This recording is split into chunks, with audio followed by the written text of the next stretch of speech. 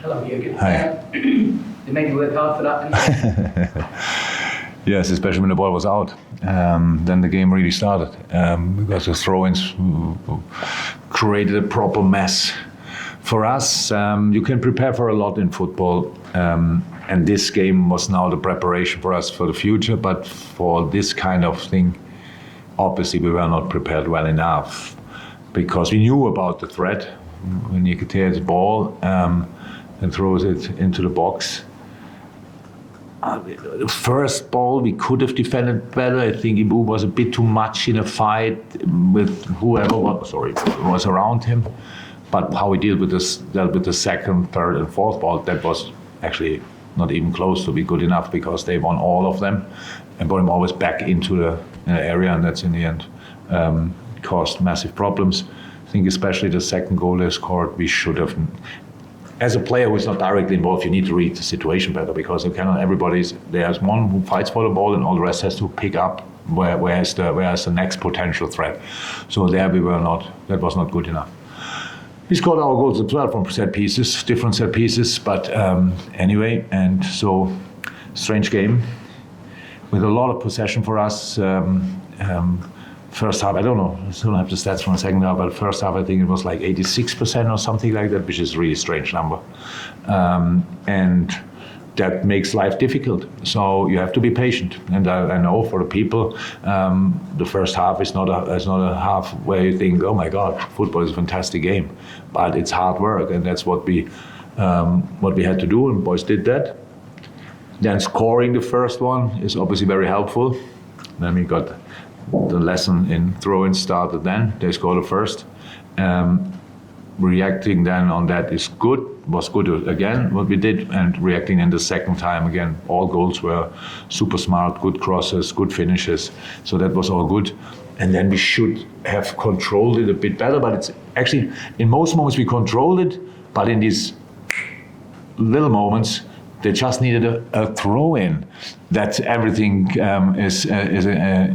ends in a chaos again, and that's what made the life really difficult. So we came through it, and I'm happy, really happy, because we showed a lot of things I wanted to see. It was a different game, obviously, to the Leeds game, because you need to score to change their way, and you need to keep the lead to change that. If we 1-0 up and then can score the second one, that's the moment the game changed. Apart from that, there's no chance that the game changed at all. They sit deep, they wait for their chance, and they know if the ball passed the sideline, then we will be dangerous. That's it.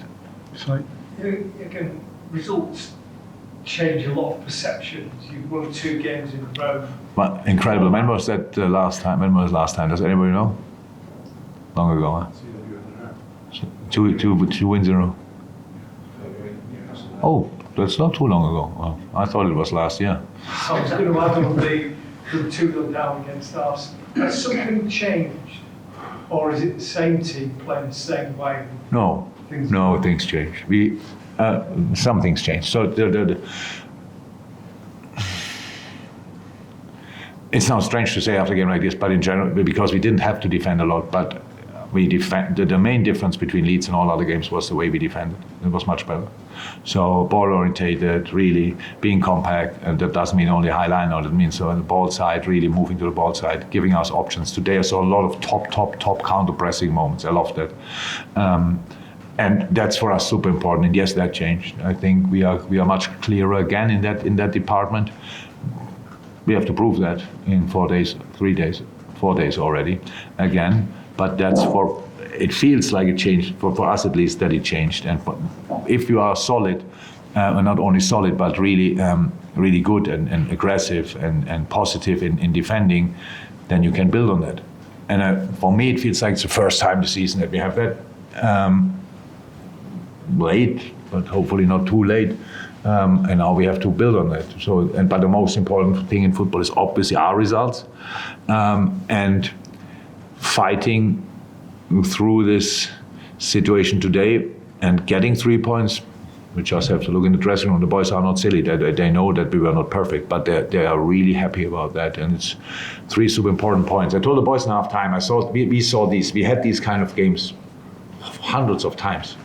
But it's really tough to get through and stuff like this. You have to be patient, you have to stay positive, you have to go for the moment. Ask if anybody would be happy if we win the game 1-0, and of course everybody would. So that means we fight and work and play for this one moment where we can decide it. In the end, we needed 3, but that's fine. And so, yes, I think things change. But for consistency, to show consistency, we have to keep going. And that's obviously now super, will be a really tough game again against West Ham. They fight for everything. So we have to be ready for that. Chris? It's clearly been ready for the World Cup, and you can see his confidence. Yeah, I think the second goal is really, you really can see what goals do to offensive players. They give confidence. It was a super first touch. It didn't look like a massive chance in the first moment when you see him free in the box, bam, first touch great, and then the second one is just exceptional. He could have scored a third one in the first half already. I'm not sure, did he have a chance in the second half for the third? As well. So being, again, that shows you can be, as an offensive player, be involved in absolutely each defensive situation and be still a threat offensively. There's no if or. You can do both. And Diogo is doing that. So, and that makes him for us so valuable, and that's why he deserves that. Obviously, and it's wonderful after the long time that he was out, and now having these positive things, was involved in the Arsenal equalizer in a very important manner, and now scoring twice a brace is top. Richard? Yeah, just Andy Robertson, not his performance today, but also when you train that sort of different role, how does that impact on him to do 2 things at once? That's a bit football specific, but of course it changed the role slightly. That's clear. We cannot have one fullback in the center of the field and the other one constantly high up on the left side. That's difficult. So Robbo has to judge the situations when he can be involved, when he can overlap, like, I don't know which goal number, how much it was at Leeds, but when he overlaps, when Diogo passed the ball and then he overlaps and passes the ball to Cody, more goal. These units are still there. So, but in the first moment of the build-up, yes, his positioning has changed slightly. But he's obviously a very experienced player, very smart player, and he knows when we need him there. And today it was a bit of a mix because we needed as well width and depth. That means from time to time he had to be high, but that is just depends on the moment and the situation. And the boys have to learn to read these situations right and do then these things in the right moment. Today, obviously, to Nottingham, tried to man mark both 6s and both 10s with Hendo and Curtis. That's made his life slightly tricky. Gave Ibu a lot of moments on the ball. In the beginning, he didn't use it that well. I remember Diogo's chance, the long ball from Ibu, and a really good header and a good save. So Ibu had a lot of time and space. Yes, and that's the next thing. If an opponent is doing that, how can we help Ibu to use these moments slightly better? So it's, if you want, early days with that kind of system. So we have to work on that. That's what we do. Finally, Dom. Yeah, I just wanted to check something. In injury time, I thought you were looking at the crowd as the crowd were leaving, but you could have been looking at the fourth official. I didn't know which was which. I just wanted to. And I don't remember it. All right, no, because the reason I asked is it looked like the scene. You remember the Crystal Palace game when you first couple of days and you turn around and you seen the crowd leaving early. It looked like you were doing that again because there were a lot of people, but I didn't know whether you were looking at the fourth official. And I wanted to be clear that I was in contact with the fourth official a lot, but just asking me how long. How long? So I was really, it was 5 minutes. Yeah. That's for nowadays really short. So I saw today 8 minutes. Last night was 8 in the first half and stuff like this. I'm not sure we got the information about that's happening from now on.